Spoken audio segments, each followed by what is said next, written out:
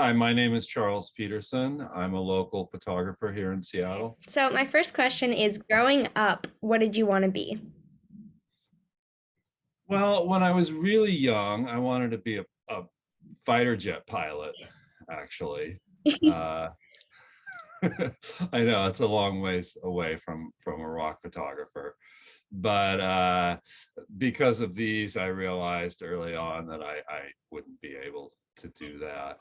And then, of course, I realized that war is bad, and being a jet pilot, fighter jet pilot, that's kind of what you're involved in. So hmm yeah, that ideal didn't last long, though I'm still fascinated by it. Whenever the Blue Angels fly over, I have to run out of the house. It's been a couple years though.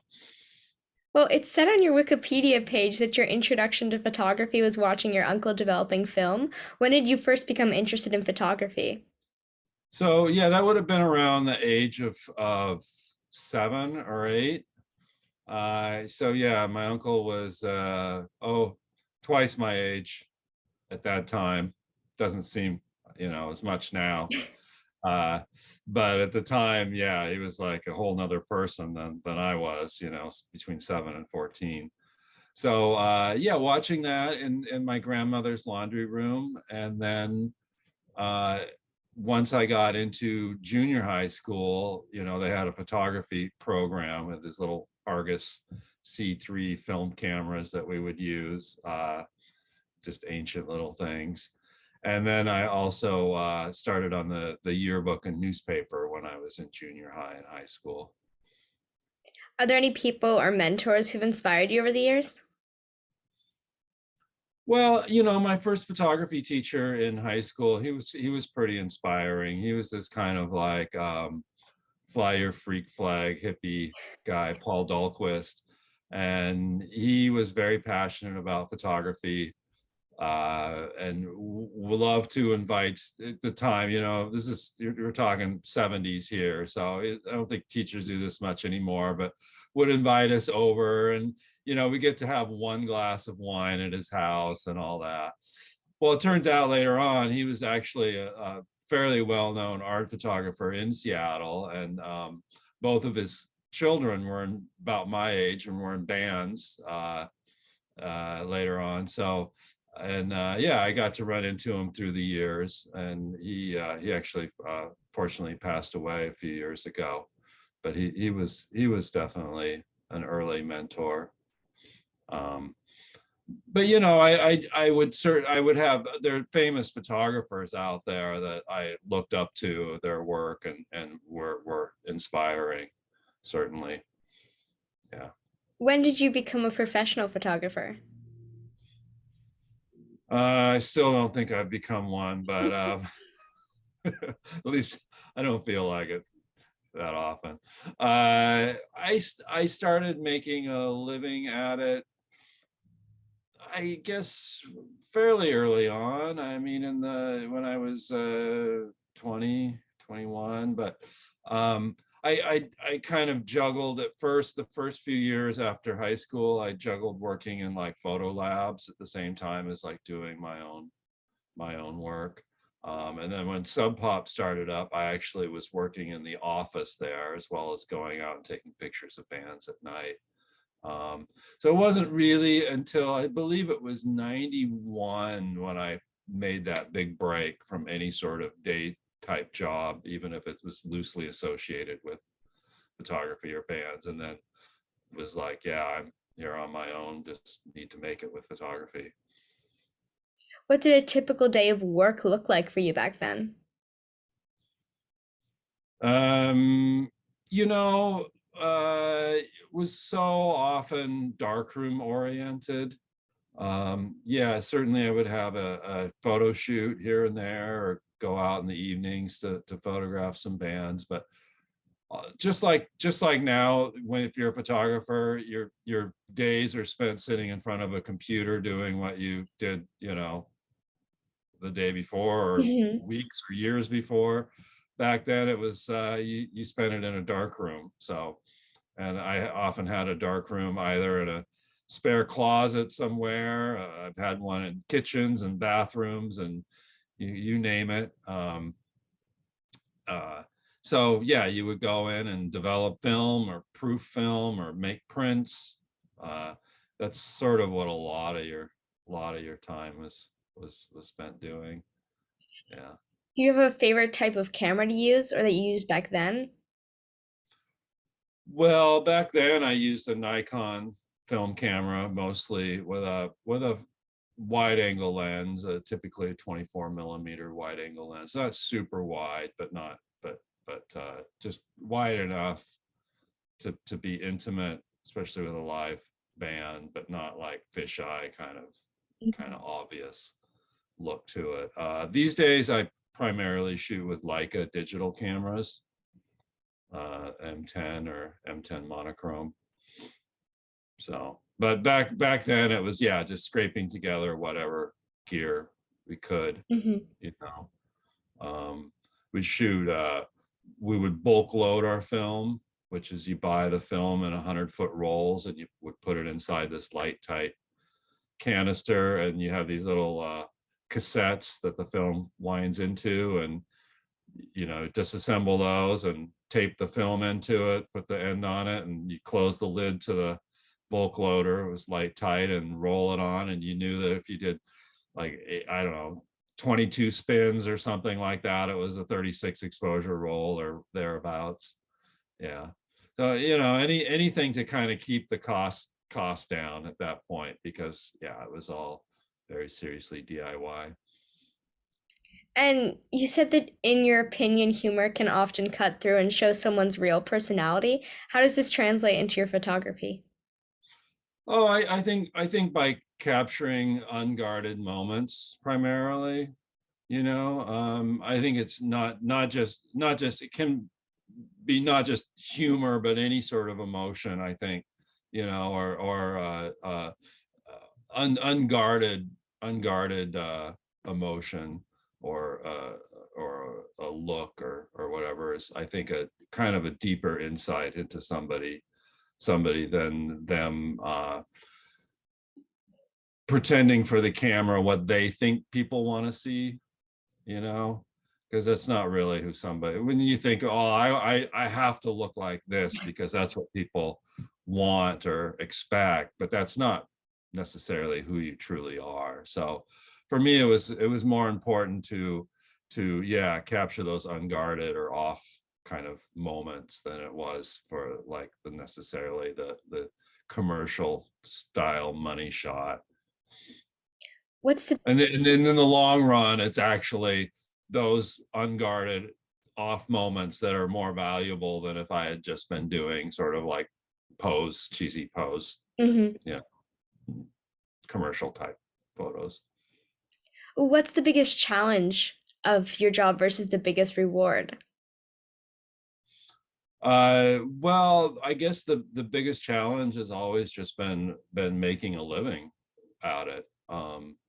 I think it was a number of years ago, another photographer, showed me this list of 165 service jobs, and that were all ranked as to best to worst, and photography was down there, very near the bottom, like 158 or something like that. I think it beat out garbage collector, but I'm not quite sure. So uh yeah, it's always been feast or famine Mhm. for the most part. So it can be quite stressful. Of course, when it's feast, it's very rewarding in that sense. The most rewarding aspect of it, though, has always been just coming into new situations and discovering new things, and applying my vision, my art to that, to show it to the world in a new, different light. That's creating art. I mean, that's just rewarding for me, at least, in and of itself. But the stress of like then having to also sell yourself Mhm. and keep a roof over your head and food in your mouth was always been the biggest challenge. How would you describe yourself as a photographer? Yeah, I got asked this the other day. I would say I kind of like to always, I like to coach it. I'm like a fine art documentarian. Uh, I'm not a reporter. I'm not a journalist. I've never said that I was. But I like to photograph sort of what's there in front of me. I don't necessarily manipulate things or do setups or, you know. So it's really just a matter of. But I like the final product to go sort of beyond that, to have a more universal appeal to the image. So that's where the fine art aspect of it comes in. You know, if I was just wanting to merely represent or document, um, yes, that's can do that. But then I think the really good photographers, and I'm typically humble, but I'm not being here. I do consider myself a pretty good photographer. They kind of take it to the next level, you know, and make it into art that speaks broader than just the subject that you have, Mhm. and you know the sort of popular appeal of that. To a certain group of people. I mean, the best example was when I had a museum show back east a number of years ago at a very staid, old school museum, the Chrysler. And one of the older women, probably in her 70s, who was on the board, came up to me at a lunchtime, and she said, "You know, I know absolutely nothing about rock and roll and the culture, but I feel like after seeing your photographs, I do now." She said, "I feel like I would know what it's like to be at one of these shows." And yeah, I mean, job accomplished Mhm. there. And you said that you're constantly composing with or without your camera. Can you tell me a bit more about this? Yeah, I think a lot of photographers do that. It's just a way you just start looking at the world, and you kind of constantly putting it into rectangles or squares or whatever you're used to working with at the time. Um, so yeah, or I'll see something. I'll be without my camera, and I'll see something happen to things come together, and I'm like, oh, right there, that moment is where the photo would be, you know, not here, but right here. So, and of course, I don't have my camera with me, but just constantly looking. I think it's photographers look, and if you're not constantly looking, then you're kind of not going to make it as a photographer.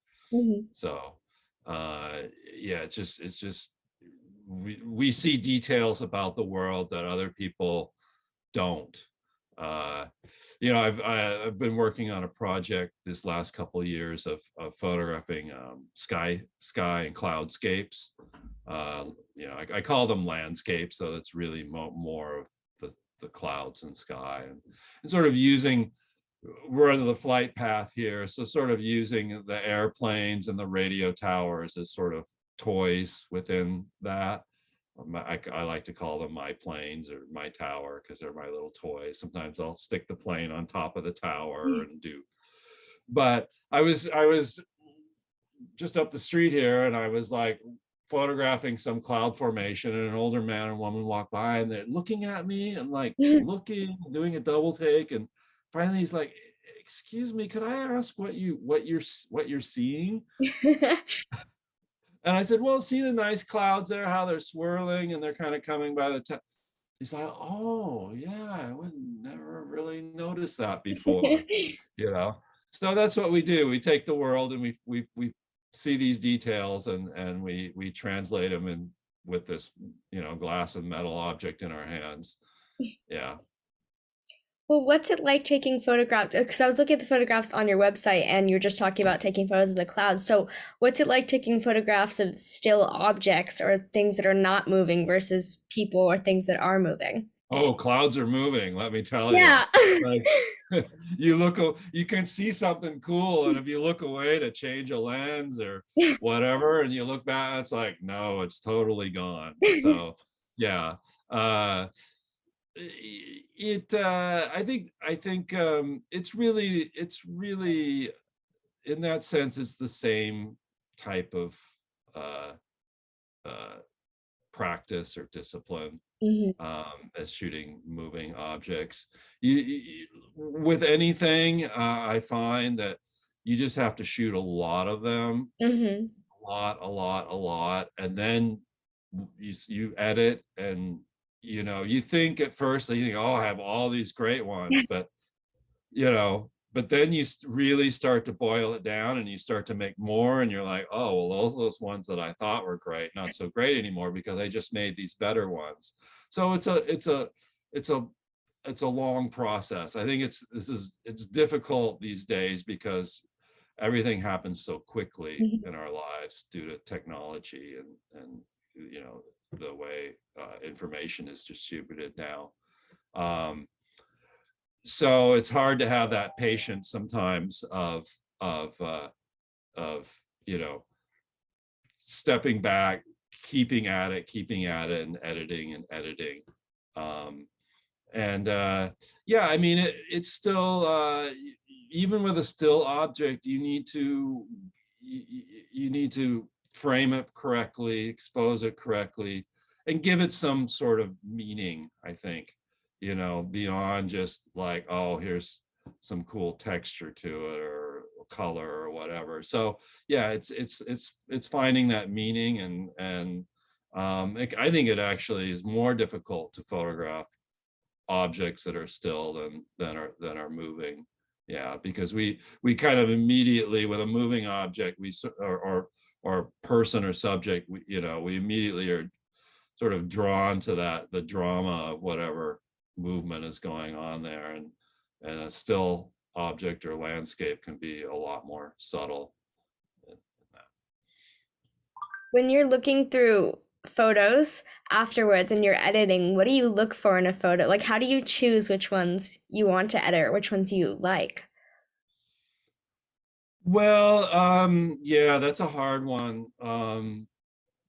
I've a lot of photo editors consider me what a high hit photographer. So, for example, back then I would go out to shoot a band, and if I shot a roll of 36 images, a good 20 to 24 of those would be workable. So how do but yeah, you don't need 20 to 24 images. You only need one or two, if that, if you've shot the band a number of times. So yeah, it's really what we call killing your babies. You just have to let go and let go and let go, and just keep aiming for higher and higher, more iconic, more iconic. Um, like what I do now that I shoot digital, and now, I just went to Hawaii with a family vacation and shot 300 gigabytes of pictures there. So that's a lot of pictures. So what I do now is, in Lightroom, I go through and just anything that catches my eye to even any degree, I mark with like 1 star. Okay. So I have thousands of 1 stars. And then you go back through and you decide, well, this is kind of where I want to go with this project or this. And then you narrow that down with, colors or pics or whatever. And yeah, before you know it, you've taken 1,000 or more images and you got it down to just a few. And that's not an easy process. I think for all photographers, especially young student photographers, it's the most difficult aspect. And you have to divorce yourself. You have to ask yourself, well, I care a lot about this picture, but will anyone else care about it?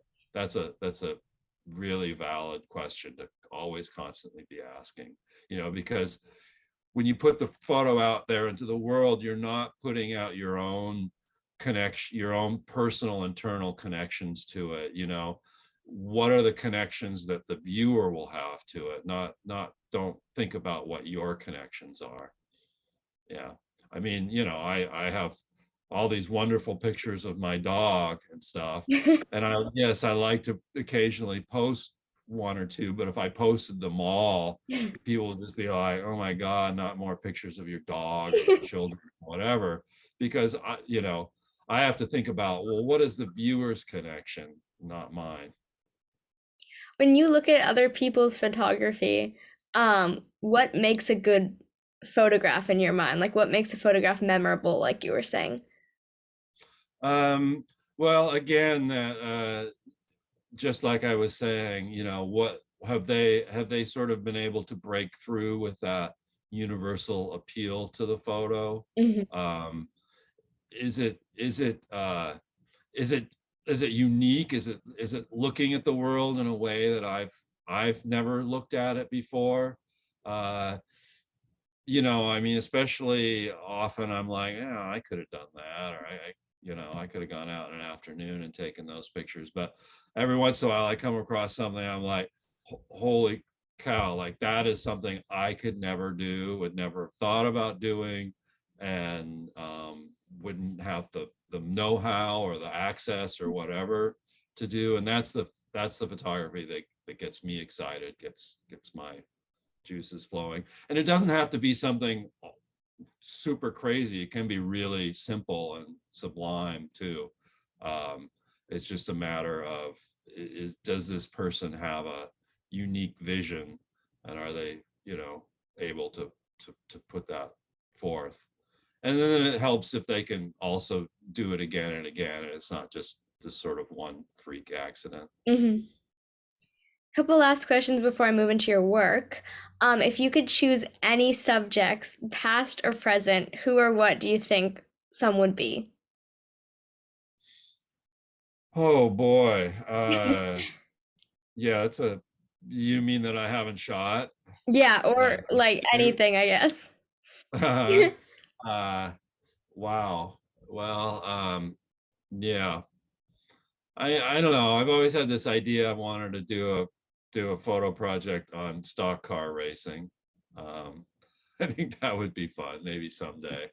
Uh, yeah, again, it's like I like movement, So yeah, if I could go back and photograph jazz in the 50s, that would be pretty awesome. There's definitely some past musical movements that I would have liked to have been a part of. Uh, but yeah, no, that's a big question. If you could give some advice to someone looking to go into photography, what do you think your advice would be? Don't do it. No, I'm joking. Um, uh, it just you gotta drop your expectations and do the work.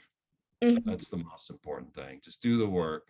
Don't, I had one high school student once after I gave a talk to a class, and he's like, how, dude, and he had some big expensive camera that his parents must have gotten him. And he's like, dude, how do I get to go like photograph like the big stadium shows like Rolling Stones and stuff? I said, I don't know. I have a hard time sometimes photographing those or getting into those. He's like, I said, so start small, go to a club, build a vision, build a style. He's like, I don't want to do that. I want to photograph the big stadium shows. I'm like, you know what? I can't help you. So it's really, yeah, you've got to start small and just constantly work at it. Um, you know, Sometimes just throw away everything you've done and start over again, or just find that one thing in what you've been doing and go from there. Whenever I look at a student's portfolio, no matter what, I try and find that one image that I say, well, this is something I haven't seen before, and this is sort of where an offshoot of where you should be going. And often they're like, really, I thought that was one of my worst images, or whatever. So, uh, yeah, you kind of really have to just step back from yourself and let go. So that's a perfect transition. I'm going to move on to some Seattle Grunge Okay. era questions now. Um, I read that you said that now your goal is to bring back some of the lightheartedness of grunge from its early days, and you said you wanted to kind of get back to just who these people were. Can you tell me a bit more about this? Yeah, I mean, the whole Seattle grunge scene has a definite mythological quality that's been built up around it, uh, for better or worse, and on the worst side, I think that it's just it's become too heavy-handed for its own good, because it was never we never the bands and I and whatnot never set out to become rich and famous or conquer the world, even though we joked about that at the time. Sub Pop with their world domination T-shirts and whatnot. But so yeah, I kind of want to find. I'm trying to go through my files and find some of those more lighthearted moments and just more, a little more, less iconic Mm. pictures. Like I said, I always strive to take iconic pictures, but sometimes if you have too many of those, you don't see the full picture, the full portrait of the person, or in this case the scene or whatever. um and yeah, sometimes it's those shots after, I call them the shots after the shots, Hmm. that kind of fill in the blanks. um I think that's kind of important. How did you get into taking photos of bands during the grunge era in Seattle? Like, how did that begin for you? Just by going to college at the UW and meeting a lot of the musicians originally in the scene. I was roommates with Mark Arm from this before Mudhoney in college, before his first band or second band, Green River. He was in Mr. Epp at the time, Mr. Epp and the Calculations. So yeah, very early on, knowing these people and just yeah, and while they were experimenting, playing their music, I was experimenting with my photography. So it was great because neither of us were really beholden to larger entities. Hmm. They weren't to a record label or anything like that, and I wasn't to publications. Or so we were just, yeah, like, let's have fun and see what sticks. And I was able to develop my lifestyle in that way. Apart from like you were talking about all of like the huge ideas around what the grunge era was and all that, how would you describe the grunge movement you saw, like being in it? Oh, it's sort of like, uh yeah, being in it, it was a lot more dysfunctional than you might have experienced it from the outside. Hmm. And it's kind of like a friend of mine recently asked, he doesn't have children and I have two. And he recently asked, he's like, dude, I've been hearing from like some families that like this whole pandemic thing brought them together and made them more like, oh, doing stuff, and made them a more cohesive family unit and blah blah blah. And he's like, how is it for you guys? I said, the entirely opposite. We all sort of went to our corners. And uh so yeah, it's easy to sort of idealize things when you're standing outside of it. And when you're in the middle of it, yeah, no, there was lots of beyond the excite there was lots of excitement to it, of course, but there was heartache and dysfunction, and uh, abuse of various kinds, Hmm. self and others. And uh, so just it's pretty anything any music scene that you've read about is pretty normal in that way. I mean, it's just it's young people, and we didn't know anything, in our 20s, early 20s. So we're just kind of, somebody flipped the on switch, and that was, nobody could find the off switch, or wanted to find the off switch. Hmm. Well, when did you first start working with Nirvana? That was when I was working with Sub Pop. Mhm. They Kurt, actually, if you look in his diaries, he knew about me as a photographer before I had heard of them, the band. So they were coming up from Aberdeen. And so it would have been 80, 89, early 89 was when I first photographed them. Um, and then, yeah, and then Sub Pop needed promo photos, and it just sort of, you know, went from there. Hmm. And what was it like working with them and Kurt Cobain? Oh, it was good. Kurt liked photographers and photography. He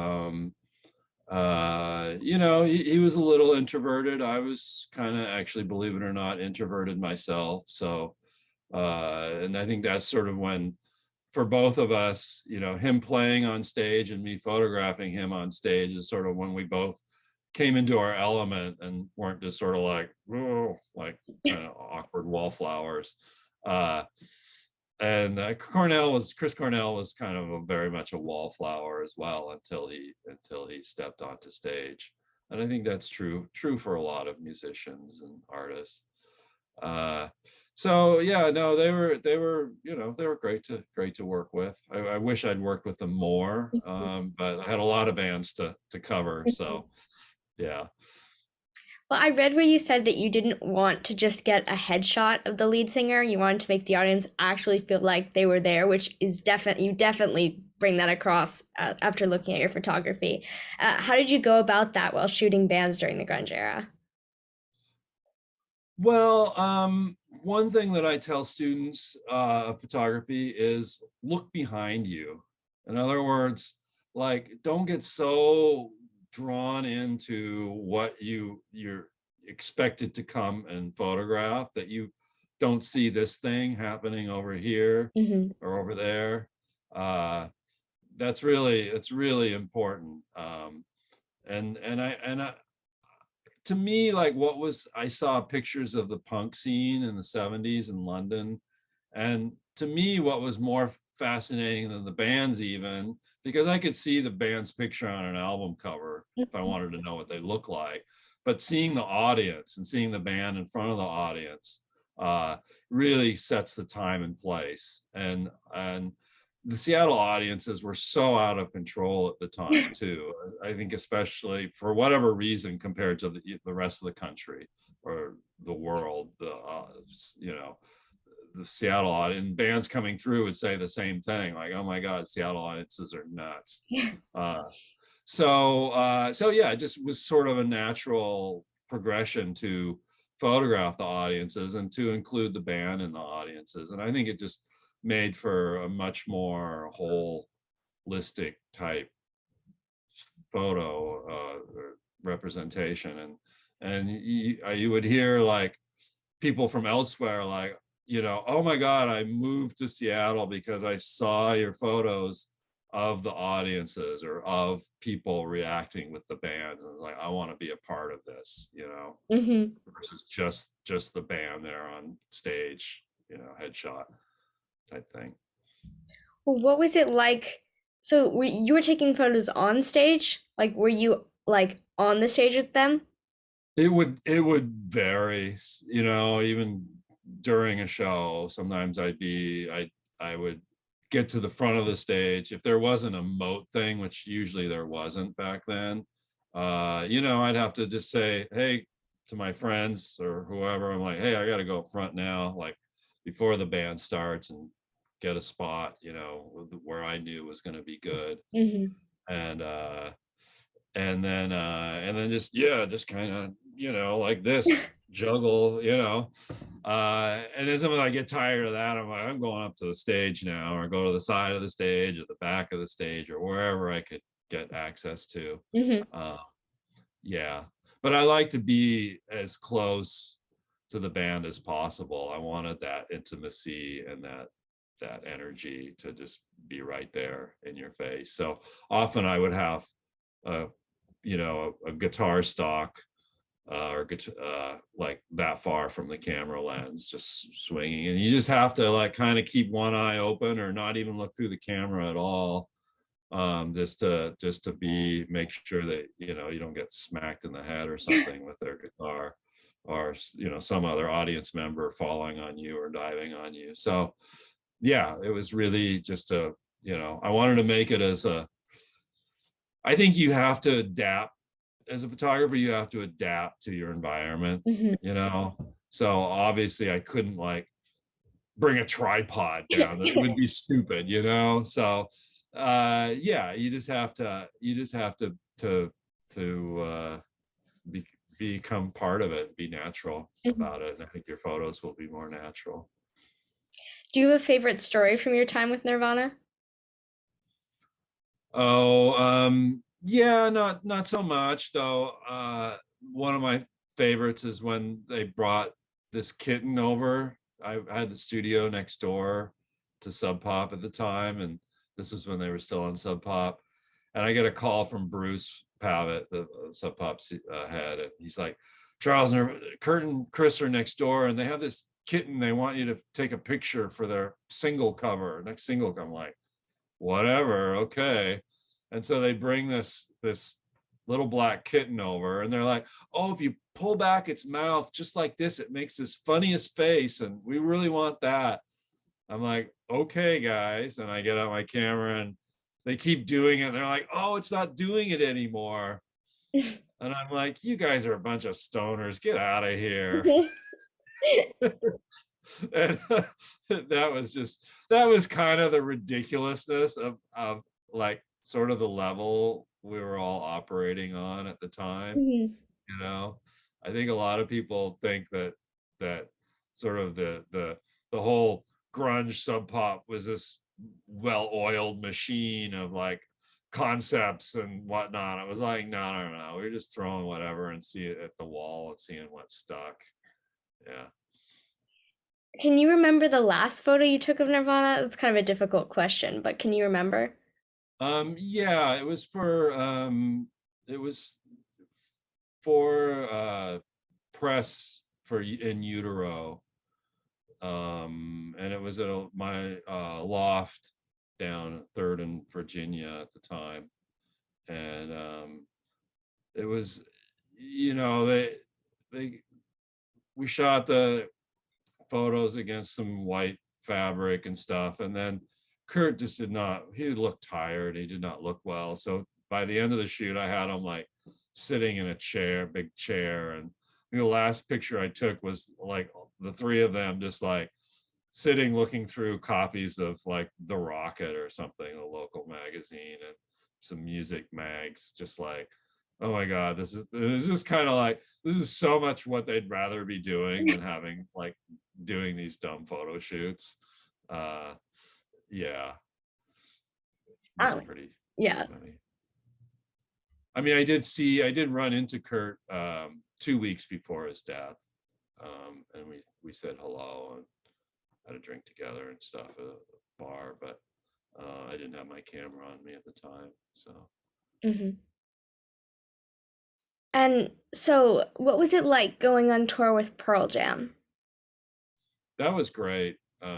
Yeah, so it was 96, and the sort of the way they came about was I needed to photograph them here at a show in Seattle, and typically Pearl Jam would just allow me any access I needed for the show, and somehow wires got crossed and I got lumped in with all the other photographers and booted out after 3 songs. And the first 3 songs they kept really dark, and I got really hardly anything for the magazine I was shooting for. And so I called and complained to their manager, and he called up and he sent me to a show. I said, "Hey, come out to Charlotte and shoot a show." So they flew out to Charlotte, North Carolina to shoot a show. And then that went well. And then a week later, he's like, "Hey, you want to come to Europe with us?" And I'm like, "Yeah, sure." So so they flew me over for the last uh 2 weeks of the tour. It was actually only supposed to be a week, and then we were having such a good time that they were like, "Hey, come along to Spain and Portugal with us too." So it ended up being a couple weeks. Uh and that was great, flying in a 11-seater private jet uh between shows. And yeah, it was just Prague and Budapest and Istanbul and Barcelona, just these great cities that I'd never been in before. You don't have a lot of time. Like, you have a day, essentially, an afternoon, or to go wander. Hmm. Do you have a favorite story from your time with Pearl Jam? Well, I think one of my favorites is the last evening in Cascais, Portugal. Eddie finally did throughout the shows, he would, towards the end, he would go climb up on the top of the PA and sort of dance up there and kind of pretend like he was going to jump. But I mean, it's a huge jump. And he's like, no, no, no. And he would climb back down. But the last evening of the tour, I noticed he was like wrapping his boots up to his pants with duct tape. And well, like, he's gonna do something here. So then he climbs to the top of the PA, and then he ends up, and I caught it, a couple pictures, jumping off the PA into the audience, and then he's caught. So when we get back to the hotel that evening, there's a whole bunch of fans outside, and we'd kind of just like started this rumor that Eddie was slightly injured, from the fall and all this. And so, yeah, he's not gonna be able to do signatures tonight, kind of thing. And so when the van showed up, Eric Johnson, the tour manager, just hoists Eddie in a fireman's carry over his shoulder and up through these fans and in through the lobby and up to the room. And I got a few pictures of that. I just thought that was hilarious, because Eddie was just fine. And he, once the fans kind of dispersed, he came back down to the bar. We drank until late. But we also, Eddie and I would have crazy Scrabble games. It was so rock and roll. Yeah. We're both like mean Scrabble players. So we get on the private jet, and we literally, before takeoff, we'd have half a game done, little Scrabble. Yeah. What's it like looking at photos, like just looking back at any photos from the grunge era that you took? What's it like looking back at those? I guess there's some nostalgia there. Some it makes me sentimental sometimes. It makes me wish. Sometimes it makes me wish I'd done things differently in some cases than I had. Like, why didn't I shoot that over there or do this? Yeah.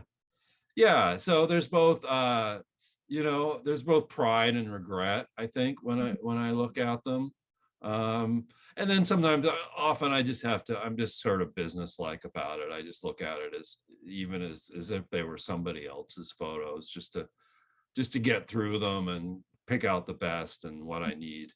You kind of do have to if I was to just sort of like go down the sentimental rabbit hole, like every time I had to look at Nirvana photos, it would just be, I would be useless, because I have to almost work with them daily. Hmm.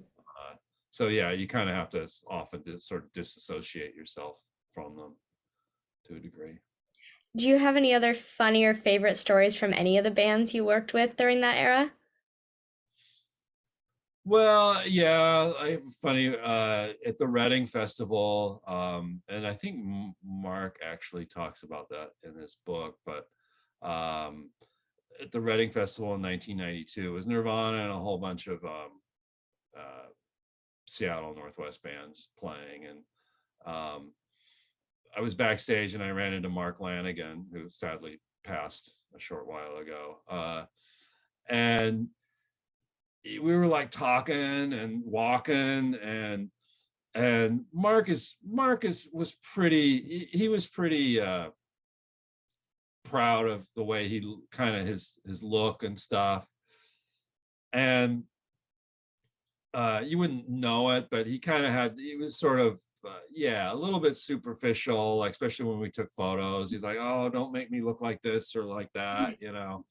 And so we're walking along talking, and he had a beer in his hand. He trips on a tent What?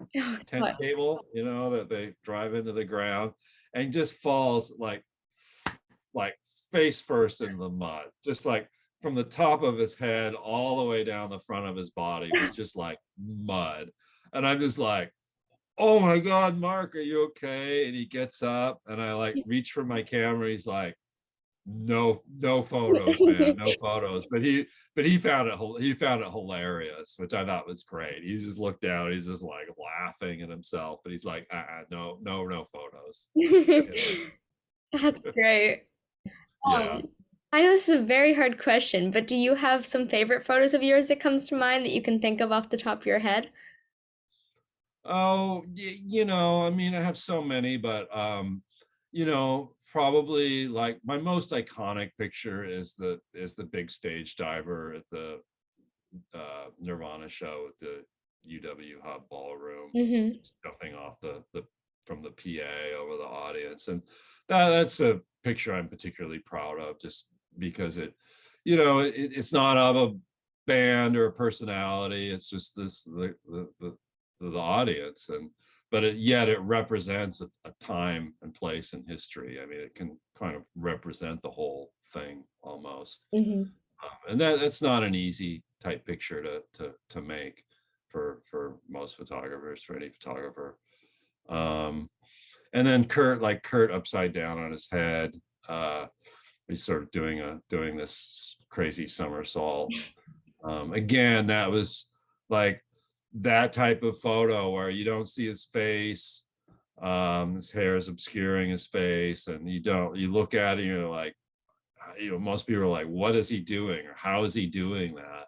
And that sort of rewrites live music photography in a way, and that's sort of what I set out to do, is to change it up, to move it, make it more abstract, move it beyond just the personality of the microphone. Mm-hmm. Uh, so yeah, images like that are what really work for me.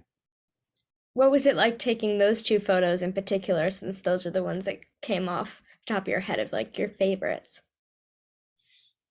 Well, you're just reacting. I mean, the stage diver, I actually asked him not to do it. I tugged on it because I was like, this guy's going to kill himself. He's going to break his neck, and the whole show's going to end and whatnot. So I was like, dude, don't do it. But as soon as I realized he wasn't listening to me and he was going to do it, I quickly set up for the shot. I kind of turned to where he might be, and I used a flash on a cable so that I could get sort of light coming, more modeled Mm-hmm. type, natural type light, which is one of the secrets to those photos I took back then too, was to get that flash off the camera instead of it just being that sort of mugshot Mm-hmm.